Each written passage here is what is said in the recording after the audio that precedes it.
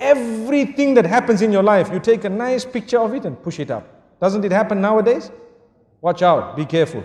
People are suffering and struggling. Why? Al-aynu haqq. You need to know this. The evil eye is the truth.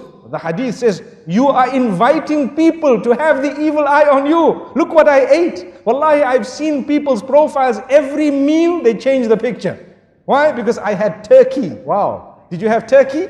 They say, I had this lasagna. And you need to know how to pronounce it as well, and how to spell it as well.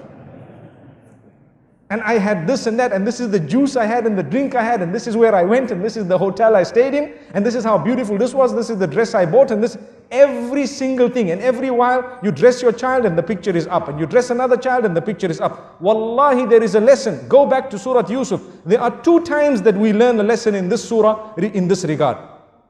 One was when the brothers were all entering into that particular palace, or into the ministries, in order to get their food. The father says, enter separately. And one of the reasons mentioned in the books of tafsir is so that the people's eye does not catch you all and does not affect you with the evil eye. That was one of the lessons that we learned. And here as well, the father says, لا تقصص رؤياك على إخوتك.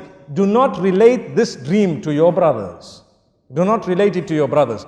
Why? Because they may plot against you. Out of what? It is clear, out of jealousy.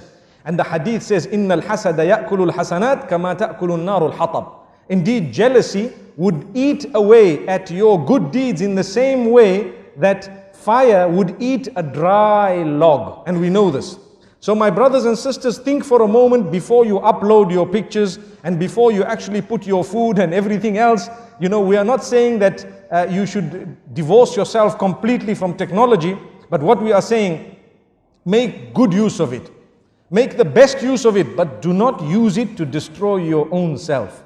You can tell genuine people sometimes some goodness you've been in, but it does not have to be everything. Because let me be honest, you send 1, 2, 3, 10 pictures, and some people who see it are wishing for it all their lives, working towards it, and you have it with so much ease.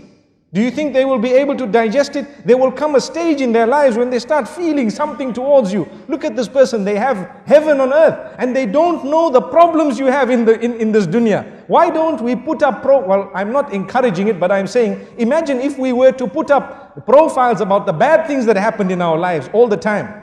We would be living in gloom and doom.